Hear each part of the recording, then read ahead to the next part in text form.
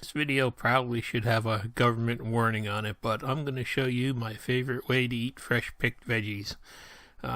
We start out by getting out the little pans for breading things up, and my wife does up one pan of just a plain old flour there, and then she'll take another one of the little pans there, and she'll fill it up part of the way with a panko breadcrumb. That's a really coarse breadcrumb that fries up nice, and then she'll mix in just some Italian style crumbs to go with it, just to kind of vary the texture of it. So she gets that all mixed up and ready to go, and then in the middle take and put a bowl there with a egg in it, and then she just takes and adds a little bit of milk to that to get just a mixture to make the batter stick, and then add some salt and pepper to the flour and to the egg and milk mixture there, and just spice it up just a little bit, and then she just mixes up that flour and the salt and pepper there a little bit to get that evenly spread through there, and then she just takes the fork and whips up the egg a little bit there so it's mixed into the milk pretty good.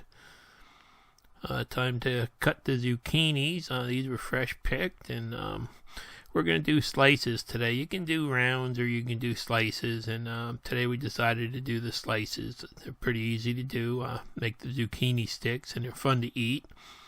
So you just, you cut the zucchinis. Start with small zucchinis with small seeds in them, and just kind of cut them up into chunks like that. As you see that, just to make them nice bite-sized chunks when you're doing it. And then she gets out a pan with some wax paper on it and starts the breading process here. This is how she does it. I guess everybody has their own way of doing it, but she kind of takes veggies and puts them in the flour first to give the egg something to stick to, and then she, when she gets them in the egg there for a second, rolls them around and stuff, she just puts them in the breadcrumb mixture there and rolls them around until they're all covered. And she said it helps if you just keep the egg in the middle and you get one handful of flour and the other handful of breadcrumbs. It makes it an easier job. So it doesn't take too long to bread up a couple of zucchinis like this, and you can see how big those panko crumbs are on there, and they really do make everything come out nice and crispy. So there it is. A couple minutes later, she's getting near the end of having them all breaded up there. So then I went out in the garden and I picked a couple of tomatoes. I decided to try a couple of the green tomatoes. Can't wait for them to get red.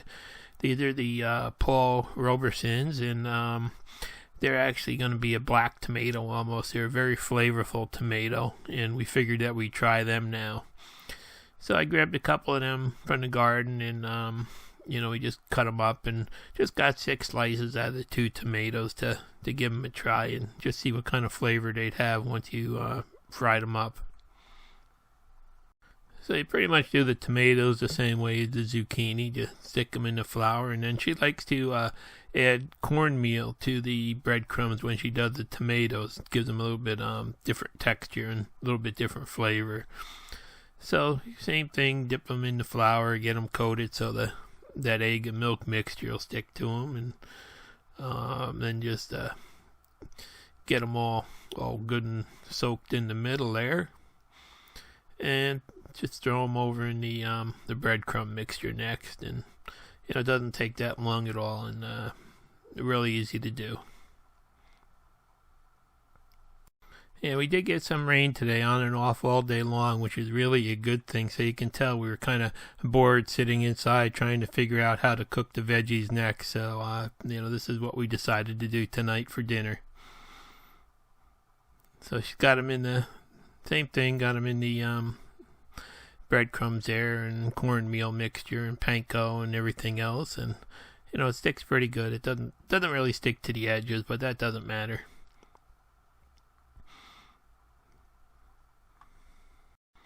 Now, whenever we do anything like this that's breaded and fried, she always does it a couple hours early to get get everything all coated, and then she'll just put it on a tray in the refrigerator and let it chill down for a couple hours. It sticks better that way.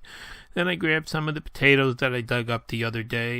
These are just the fresh small potatoes. I decided I was going to fry some of them up too. So washed up. There's 3 different types here. So I figured I'd check the flavors of each one, and I got out that spiralizer that I bought last year and been having fun with. And you can see, to protect the counters from the oil and stuff, I got a couple of those silicone pads that really do help. And then I got out my big old Grandpappy fryer. Thing's pretty good for a fryer. It's kind of like you just plug it in and forget it. So the spiralizer, I did a video about using this, but it's really easy to use. You just stick the potato in. Either a little bit small, so it's kind of hard to get it to stand up on end there, so it comes out pretty looking, but it does work in the end. And takes maybe about 40 seconds to do a potato. You can see this is like real time here, so it does a real simple job, does a good job, and the potatoes just come out so nice. But the thing about using these fresh dug potatoes is they're still sweet. The sugars in them have not turned to starch yet, so they have a whole different flavor than potatoes that have been stored for a little while. So I got everything all ready to go now, and I got the zucchini out, the tomatoes out, I got the oil hot, and time to throw in my first potato there. I like to cook them one at a time when you spiralize them, because they stay fluffier and they don't stick together or anything. You can see how they really cook fully even. They come out perfect every time. So with these thin potatoes, I think it takes about maybe a little bit over 2 minutes for each batch to do them up, and you can see they come out perfectly, cooked perfectly. They come out extremely crispy. They're almost like a potato chip. But seeing how they're a fresh dug potato, they really have a different flavor. So there's the first batch done, and it's just a matter, just I spiralize a batch, throw a batch in, get another batch ready, and it doesn't take that long to really just cook up a couple potatoes that I showed you there. Yeah, wish I had an eggplant ready to throw in this video too, but I didn't quite have any ready yet, so we'll do them in another time. But it's just a matter of throwing in a batch, taking out a batch, and you can see pretty much there's a different potato that just came out. You can see how the color of it is different, even though it was fried the same time at the same temperature. Each type of potato, I guess, has a different sugar content in it that kind of helps determine just how dark it will get and stuff like that. And you definitely can you tell all the different flavors between the 3 different types that I cooked up.